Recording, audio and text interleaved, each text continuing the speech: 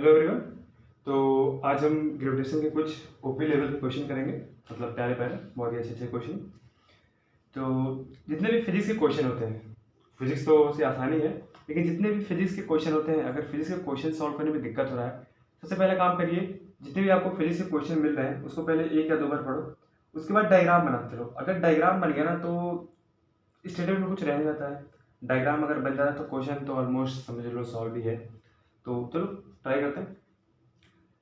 जो क्वेश्चन हमारे रहेंगे वो यूनिवर्सल लॉ ऑफ ग्रेविटेशन के बेस पे रहेंगे।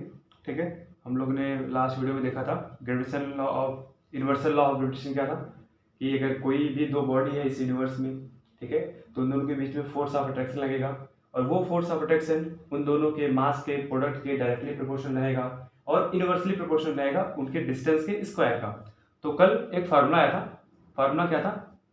Force is equal to G m1 m2 upon R square. यही था। m1 m2 क्या था? Mass of both object. R क्या था? Distance between the objects. ठीक है। तो इसके बेस से क्वेश्चन कर लेते हैं। क्वेश्चन क्या बोल रहा है? How does the force of gravitation between two object, मतलब ये दो ऑब्जेक्ट दे रखे हैं। पहले तो मैं काम करता हूँ, दो ऑब्जेक्ट बना लेता हूँ। ये मान लो ऑब्जेक्ट मेरा ए हो गया और एक हो गया ये मेरा ऑब्जेक्ट। ठीक है, ये मेरा ऑब्जेक्ट है ए, ये मेरा ऑब्जेक्ट हो गया बी। तो क्वेश्चन क्या है? How does the force of gravitation between the two object change when distance between them is reduced to half. मतलब क्या हुआ? अभी अब मैं क्या कर रहा हूँ, ये तो क्वेश्चन में मान ले रहा हूँ कि इसका डिस्टेंस इन दोनों के बीच का अभी आर है।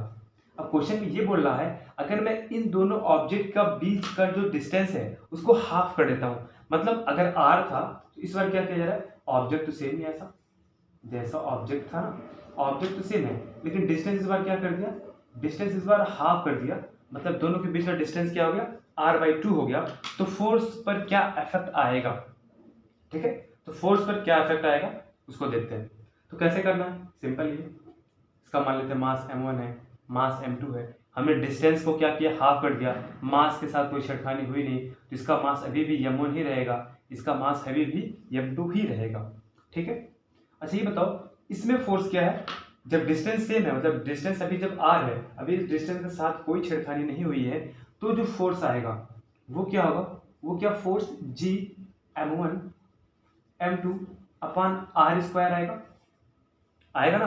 अरे इस केस में अभी मतलब नॉर्मल केस, अगर मास m1 है, मास m2 है, डिस्टेंस दोनों के बीच का r है, तो जो फोर्स आएगा वो g m1 m2 upon R square आएगा। बिल्कुल आएगा। इस केस में क्या होगा? क्योंकि सेम लिखते हैं, फॉर्मूला लेते हैं, फोर्स इज इक्वल टू जी।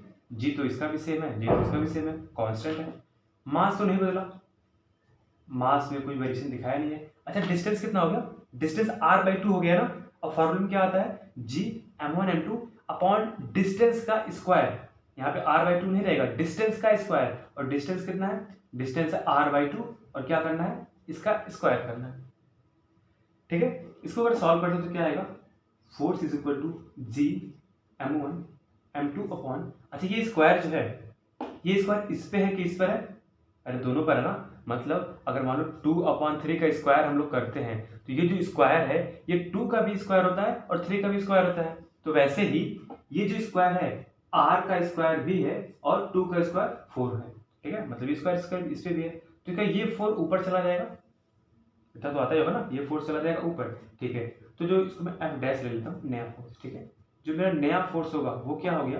4 ऊपर चला गया, 4 time G m1 m2 upon R square होगा, 4 time G m1 m2 upon R square.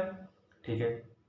अच्छा ये बताओ, क्या मैं जी m1 m2 upon R square के जगह पर, ध्यान से, जी m1 m2 upon R square के जगह पर क्या मैं पुराना फोर्स एफ लिख सकता हूं? लिख सकते हैं ना? कैसे? अरे भाई देखो, ये फोर्स क्या है? अगर दोनों के बीच का डिस्टेंस r है तो ये वाला फोर्स कितना होगा? क्या जी m1 m2 upon R square होगा कि नहीं होगा? अब डिस्टेंस को जब मैं हाफ कर दिया हूं तो फोर्स क्या आएगा?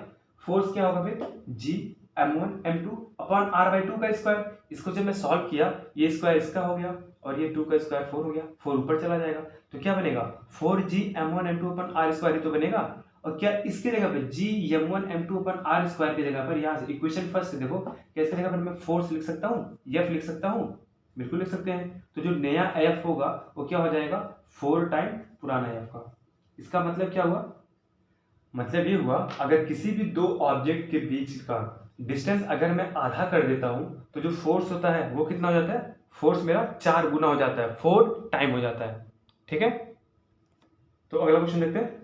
अगला क्वेश्चन क्या है कि अगर मैं मास ऑफ वन ऑब्जेक्ट को डबल कर दूं, ठीक है, तो फोर्स पर क्या इफेक्ट आएगा। क्वेश्चन सेम है कि फोर्स क्या होगा, लेकिन इस बार क्या किया जा रहा है, इस बार जो दो ऑब्जेक्ट हैं उसमें से एक ऑब्जेक्ट का मास डबल किया जा रहा है। ठीक है, ये भी सिंपल ही है, बहुत सिंपल है। मान लेते हैं अभी इसका मास m1 था, इसका मास m2 था, इस केस में, और डिस्टेंस मान लेते हैं दोनों के बीच का r था। इस केस में फोर्स कितना होगा, इस केस में force g m1 m2 upon r square होगा। इस केस में फोर्स सही होगा ना। लेकिन अब क्वेश्चन क्या बोल रहा है, मैं किसी एक के मास को डबल कर दे रहा हूँ। ठीक है, क्वेश्चन क्या बोल रहा है, किसी एक के मास को डबल कर दे रहा हूँ। चलिए डबल कर देते हैं। इसका मास मान लेते हैं अभी भी m1 ही है, इसका मास डबल हो गया 2m2 हो गया। ठीक है, क्वेश्चन क्या बोला है, किसी एक ऑब्जेक्ट का मास में डबल कर दिया, इसका मास तो सेम है ना, इसका मास m1 है तो m1 ही रहेगा, लेकिन इसका क्या हो जा रहा है, डबल हो जा रहा है। डबल हो जा रहा है मतलब जितना पहले था उसका 2 गुना हो गया।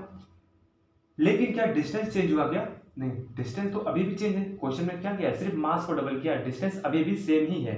ठीक है, इस केस में फोर्स क्या रहेगा, इस केस में फोर्स क्या होगा, g m1 m2 क्या होगा, इस बार m2 कितना हो जाएगा, 2 टाइम m2 हो जाएगा ना। दूसरे वाले का मास कितना हो गया, 2 टाइम m2 अपॉन डिस्टेंस तो सेम है r स्क्वायर। नया फोर्स मान लेते हैं, तो जो नया फोर्स होगा 2 को मैं बाहर ले रहा हूँ, 2g m1 m2 upon r square होगा कि नहीं होगा, होगा ना। अभी क्वेश्चन 1 को ध्यान से देखो, क्या मैं g m1 m2 upon r square, g m1 m2 upon r square की जगह पर पुराना फोर्स लिख सकता हूँ, बिल्कुल लिख सकते हैं। तो जो नया फोर्स हो जाएगा वो क्या 2 टाइम फोर्स के बराबर हो गया कि नहीं हो गया। ठीक है, आया समझ में। तो इसमें क्या हुआ, अगर मैं किसी एक के मास को डबल करता हूं तो फोर्स भी डबल हो जाता है।